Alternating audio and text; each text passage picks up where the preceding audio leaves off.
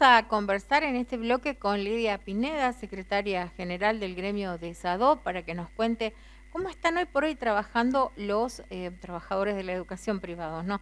Lidia, ¿qué tal? ¿Cómo estamos? Muy buen día. Buenos días, Liliana. Gracias por este llamado y esta posibilidad de hablar de la situación de nuestros compañeros y compañeras en las escuelas.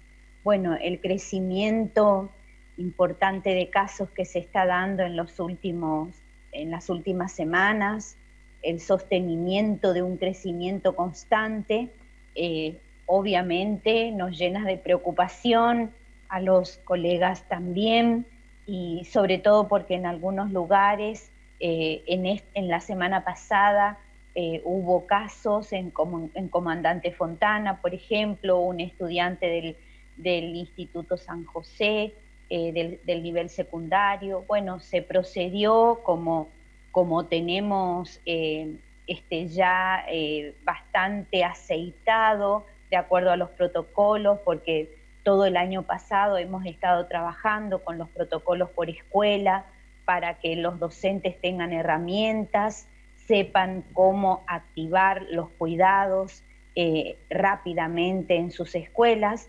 Pero bueno, la preocupación está, la inquietud está, las decisiones que se tomaron, por ahí articulan modalidades presenciales, modalidades virtuales, para hacer el trabajo pedagógico. Pero la verdad que hay mucha inquietud, mucha preocupación, y también está esa intención permanente de la docencia de garantizar el derecho a la educación que tienen los niños, los jóvenes, y eso produce bastante ansiedad. Estamos recorriendo con reuniones por Zoom nuestras escuelas, revisando el cumplimiento de los convenios paritarios, revisando el cumplimiento de los DNU y la normativa nacional que protege a los trabajadores. Por ejemplo, la resolución del Ministerio de Trabajo que otorga las dispensas por edad, las dispensas por compañeros o compañeras que tengan enfermedades crónicas. Bueno, estamos permanentemente chequeando cómo está la situación en cada escuela, muy atentos a lo que está pasando. Tenemos mucha preocupación por Clorinda, ahí tenemos varias instituciones privadas grandes y casi te diría cada 2 días, cada 3 días estamos comunicándonos con nuestros delegados, viendo a ver qué está pasando.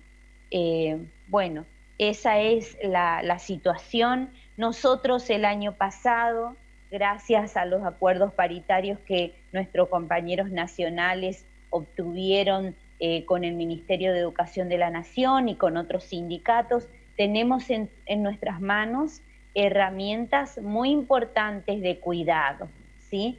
Ahora, eso está en la letra de la ley, un convenio paritario es una ley, pero hay un espacio entre la letra y el cumplimiento de la ley en cada lugar.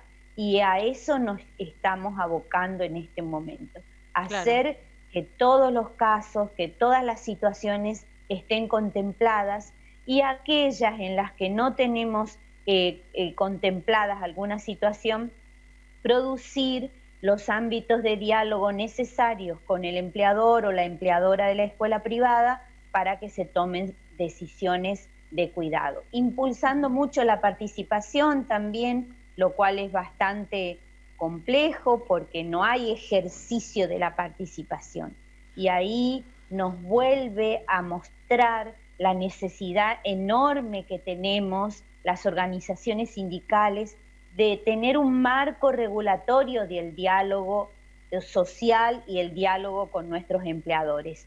Eso es ley de paritarias, eso es una pretensión que desde SADOP venimos trabajando desde hace mucho tiempo y que en este tiempo se va a intensificar por la situación en la que estamos y porque debemos por fin democratizar las relaciones del trabajo, generando las mesas que sean necesarias para que se produzca ese diálogo, que el trabajador siempre sabe cómo mejorar su trabajo. Lidia, El trabajador disculpa, uno se pregunta, ¿no? En base justamente a las experiencias, a los temas en debate, que no digo que no sea importante lo que estás diciendo, ¿no? Pero hoy por hoy, desde al menos el punto de vista del gremio, la presencialidad está garantizada en un arco de seguridad también para los niños y para los docentes que están en el aula, ¿o ustedes prefieren que se siga teniendo en cuenta la posibilidad del uso de las tecnologías? ¿O depende de cada caso? ¿Cómo están viendo este escenario?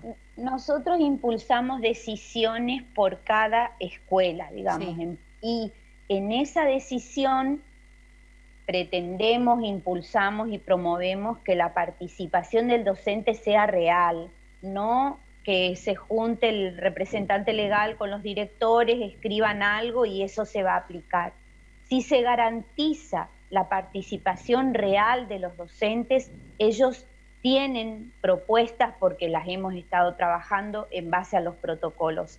Nosotros nos pronunciamos con la idea de presencialidad cuidada y situada, luego de garantizar el cumplimiento de todos los acuerdos paritarios que tuvimos en el 2020 y que tuvimos también en este 2021, acuerdos a nivel del Consejo Federal.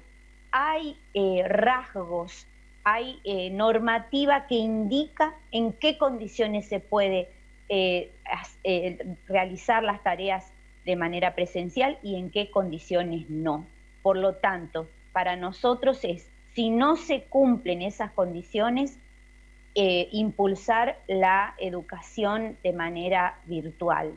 Es cierto también, Liliana, que eso escapa ya a la posibilidad de la docencia de garantizar educación en todos los casos, porque hay familias que tienen un solo celular, porque hay lugares donde no hay buena conectividad, por lo tanto eso también nos hacemos responsables de esas decisiones, porque estábamos evaluando los números de la cantidad de estudiantes, sobre todo del nivel secundario, que se desconectaron, que no sabemos cómo continúan sus estudios, y en esa edad de la vida tan crucial no podemos nosotros, que somos un sindicato que adhiere a la idea de la inclusión educativa, no considerar ese aspecto. Así que por eso es que nada mejor que el docente que conoce su trabajo, que conoce a sus estudiantes, que conoce a su comunidad, es el que tiene las herramientas para definir modalidades, formas, alternativas, porque nosotros sí queremos garantizar que los chicos, las chicas, los niños, las niñas sigan en la escuela, sigan recibiendo la mejor educación posible en este tiempo tan complejo que estamos viviendo. Lidia, la última pregunta por parte nuestra, al menos estamos muy apretados con el tiempo hoy, pero ¿han tenido se ha podido mantener la familia? Para nosotros es una familia, ¿no? Más allá de la relación laboral que existe sí o sí, en los establecimientos privados, con los asociados que ustedes tienen, ¿no han tenido que lamentar algunas pérdidas? Tuvimos que lamentar algunas pérdidas. Sí. No fueron en número muy grandes, pero para nosotros 10 docentes es muchísimo. Un jardín maternal de acá de la ciudad de Formosa, tuvimos que lamentar un despido que en estas condiciones terribles de pandemia, que una escuela católica como el colegio, la escuela Clota Charpentier de Pozo del Tigre, despida en condiciones de violencia laboral a una compañera, la verdad que es realmente lamentable cómo por ahí el discurso del prójimo es solo discurso en muchos lugares, ¿no?